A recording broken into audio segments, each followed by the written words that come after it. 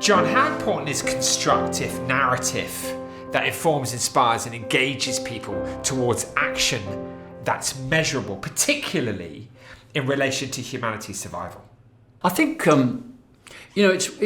it's very interesting actually. In the last 20 or 25 years with the digital revolution that occurred and social media, we've kind of lost the art of storytelling because those who created social media have kind of convinced people that actually you don't really need that anymore. It's one-to-one communication. Just tell them what you're selling, you're doing, or whatever it means. So the art of storytelling has been sort of lost a little.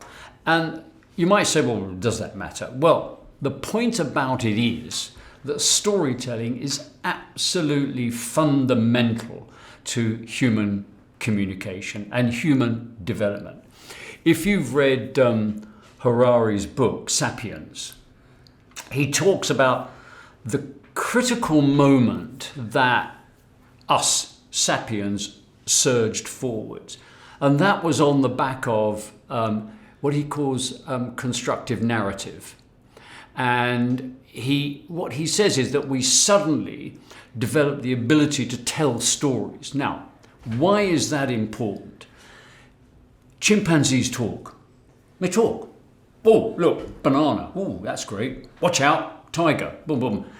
But they don't create narrative. So what happens is they get to about 50 as a group, and then it all gets too complicated. I can't keep all these people together, and they split off. Because we developed narrative, storytelling, we were able to create ways of grouping people together who'd actually never met, because I could pass that story on, you could pass that story on. So narrative, storytelling became the absolute foundation of civilization. It became the foundation of communities, of villages, towns, cities. We created narrative to bind us together so we could grow and grow and grow. Without that, we would never have developed. And so narrative not only is critical to how we developed as sapiens, because that's what we are. We say Homo sapiens, but actually we're sapiens. And it is constantly fundamental to how we engage with the story. So it's so core to who we are. To kind of ignore it is to ignore a fundamental part of humanity. And you do it all the time. I came in this morning and we were chatting and I said I was out last night at this amazing restaurant and then I had a conversation I was a bit late, and a conversation with my son-in-law who said, so you're feeling a bit dusty. And that's a lovely little story about, I don't just walk in and say, I'm feeling dusty.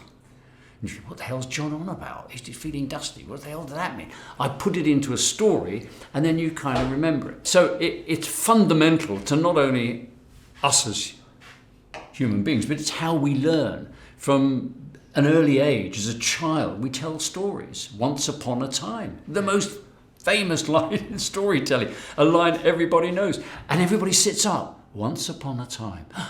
And we go, oh, I'm going to learn, it's going to be engaged, or I'm going to find out something, or it's going to be funny or wonderful, whatever it is. So storytelling is actually crucial to not only our development, but our actual existence. So when you have people saying, well, you don't really need it anymore, you kind of go, what are you talking about? It's like you don't need to breathe anymore, or you don't need food anymore, or please stop that.